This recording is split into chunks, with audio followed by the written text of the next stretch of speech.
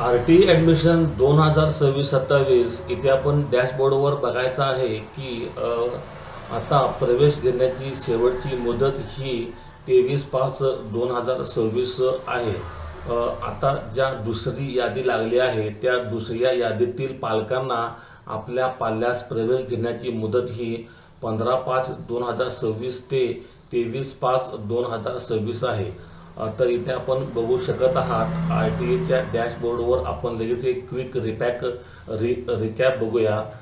तर 2,89,286 ॲप्लिकेशन होते. 1,05,811 जागा होत्या. वेटिंगमध्ये 86,034 पालक आहेत. 79,871 प्लस हे 3,194 असे ॲडमिटेड झाले आहेत. आणि ह्या दोन्हींची बेरीज करून आपण जर ह्या जागांमधून म्हणजे ज्या जागा होत्या त्या जागांमधून पहिल्या राऊंडचे ॲडमिटेड आणि हे दुसऱ्या राऊंडचे ॲडमिटेड ही जर संख्या मायनस केली तर 22,746 उरते. म्हणजे आज रोजी 20/5/2026 रोजी आपल्याकडे 22,746 जागा ह्या आहेत आणि ह्या जागा तिसऱ्या राऊंडमधील पालकांसाठी आहेत. तर आपण आज ह्या व्हिडिओमध्ये बघायचं आहे की तिसरी यादी आणि जर आपला हा वेटिंग नंबर असेल तर आपल्या सीट कन्फर्म मिळून जाईल. कारण बरेचसे पालक कमेंट करत आहेत की सर माझा एवढा वेटिंग नंबर आहे, माझ्या पाल्यास सीट मिळेल का? तर आपण आज बघणार आहोत की आपला कोणता वेटिंग नंबर असल्यास आपणास सीट मिळून जाईल किंवा आपली सीट ही कन्फर्म होईल. याच्याकरता आपण RTAच्या डॅशबोर्डवर परत यायचं आहे आणि इथे एक टॅब आहे ॲप्लिकेशन वाईज डिटेल म्हणजेच अर्जाची स्थिती. आपण या टॅबवर क्लिक करायचं आहे. इथे आपला ॲप्लिकेशन नंबर टाकायचा आहे आणि इथे गो म्हणायचं आहे. गो म्हटल्यानंतर आपण पाहू शकत आहात की इथे त्या पाल्याचा अर्ज क्रमांक आला आहे. जो आपण अर्ज केला होता तो इथे स्कूलचे नाव आलं आहे आणि प्रायोरिटी नंबर म्हणजे प्राधान्य क्रमांक. तर बरेचसे पालक प्राधान्य क्रमांक म्हणजे काय असं पण विचारण्यात आहे. तर आपणास जो क्रम देण्यात आला आहे की आता आपला हा सगळ्यात पहिला लागणारा प्राधान्यक्रम 9 म्हणजे आपला हा प्रथम क्रमांक जो आहे यादी पुढे सरण्याचा असं याचा अर्थ आहे. तर आपण इथे बघायचं आहे की ह्या पाल्याचा प्राधान्य क्रमांक 9 आहे आणि इथे देण्यात आलं आहे की प्रतीक्षा यादीमधील अनुक्रमांक नंबर 3 पर्यंतच अर्जाची निवड झाली आहे.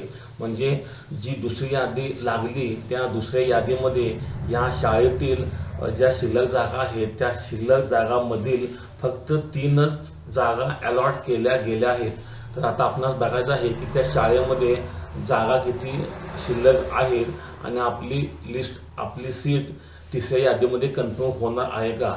याच्यासाठी आपण स्क्रीनवर यायचं आहे. इथे परत एक टॅब आहे list of school along with approved fee. इथे आपण क्लिक करायचं आहे.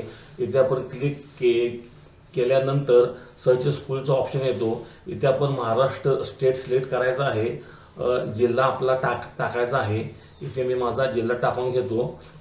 इथे बाय ब्लॉक म्हणजे आपला तालुका टाकायचा आहे किंवा जर आपल्या तालुक्याअंतर्गत किंवा जिल्ह्याअंतर्गत महानगरपालिका असेल तर ते इथं बाय डिफॉल्ट येईल. आपण ते सिलेक्ट करायचं आहे.